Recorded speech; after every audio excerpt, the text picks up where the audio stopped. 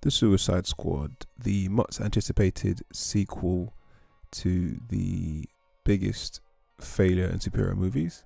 It's, I guess, part sequel, part soft reboot, retcon slash relaunch, directed by James Gunn of Guardians of the Galaxy fame and MCU fame. I think even the whole situation of him getting this movie was quite interesting. He had a situation where his old tweets got pulled up, very, very problematic jokes. So he got dropped by Disney. And then Warner Brothers decided to pick him up to direct one of their films. Apparently, one of the first things they offered him was a Superman film. He said no, and then we end up with this film. And for the most part, I think it's a very good movie. I think it's very enjoyable, funny, good action sequences, nice character moments. But I think I'm going to come at it from a bit of a different angle to a lot of people. I think it does have some glaring flaws that I kind of want to delve into. So before I go any further, spoiler alert, spoiler warning.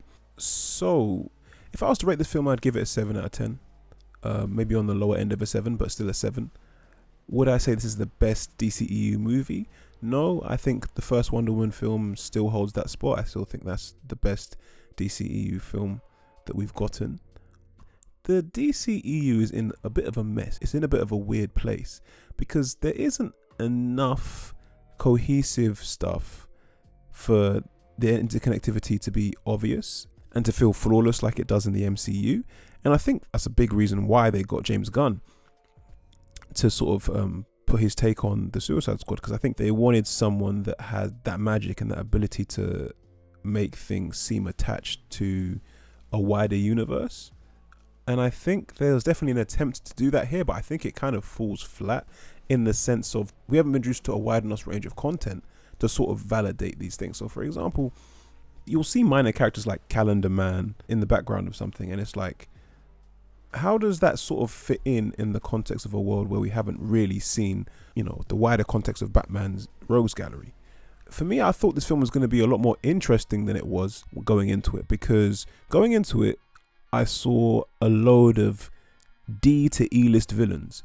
And I thought what was going to happen was we were going to get a very interesting story in which these D and E-list characters would be showcased in a way that shows how relevant they can be, how interesting they can be, use them in interesting, fascinating ways, and to essentially give a wider gambit to the DCEU roster. But that's not the case at all.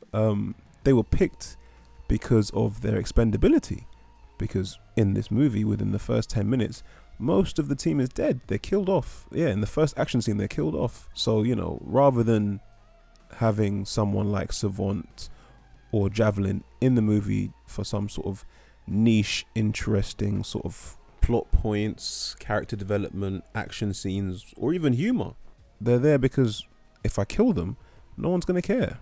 Even though it's very entertaining, it feels quite wasteful in a way. Not to say that I had a deep desire to see these D-list characters take the spotlight, but if you're going to make that choice, I would at least hope that you do something extremely interesting with them. Like, why is Javelin on this team? Why is Weasel on this team? Why is Savant on this team? Like Polka Dot Man, these kind of characters. Rather than, well, we've picked them because we know fans won't care if we kill them off immediately. And I mean immediately, because they die in the first scene. So yeah, I guess I was a bit disappointed in that sense. So obviously they tried to expand the universe through cameos. So things like having Calendar Man in the background, it's trying to point towards a wider universe for like a character like Batman. Having Bloodsport in the movie, and they talk about how he put Superman in the ICU, but it just feels very, very detached. And I think the feeling of detachment I have isn't necessarily because of the movie itself. I think it is partially, definitely plays a role. But just also, the DCEU is in a bit of disarray. Like, we don't necessarily know what's canon and what's not. Because even this film, it feels like a reboot, but it's also a sequel. And it's like, we don't get a full understanding of what it is or its purpose within the universe. For example, the moment that we hear about Bloodsport shooting Superman and putting him in the ICU, is it Henry Cavill? We don't know, because we don't even know if Henry's going to return for another Superman film. It's weird that this movie would come out at a time when the DCEU was in such a state of flux and limbo. The pandemic aside, the movies coming out right now should be the movies that are cementing the universe. But instead, we don't really know. I mean, we had the Zack Snyder's Justice League. That's not canon. So we don't really have an idea of where the universe is going, who are going to be the main players, if the actors are going to get recast, if they're going to reboot the universe. We don't really know for sure what's happening. So this film, it kind of just felt like almost like a standalone film that was alluding to other parts of the universe that we might never see. The fact that I saw Calendar Man in the background, what version of Batman am I going to get going forward? Because apparently Ben Affleck is out, so I don't know if we're going to get to see that wider universe. Another thing that I sort of didn't really like as well was Harley and her story, because Harley's story of getting away from an abusive romantic partner or potential partner, I mean, that's been her story in the past 3 movies she's been in. That was the story in Suicide Squad, that was the story in Birds of Prey, that was the story in this. It's like, I feel like Harley at this moment in time is just being used for popularity. And I get it, if you have a popular character, you have to use them. That's why we see Batman everywhere.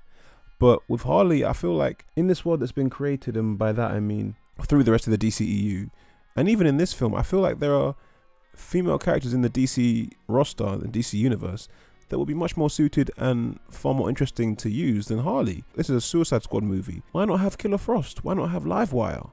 And again, I think it's because those characters, you wouldn't want to touch them in case they are meant to be used in future films attached to those big characters that they're associated with. So that's why you can put a Mongal in this movie, because no one really cares if a Mongal dies. I even think like Starro was wasted in this movie. As much as Starro is not the best villain, there is a sort of nostalgic feeling because he's one of the first Justice League villains.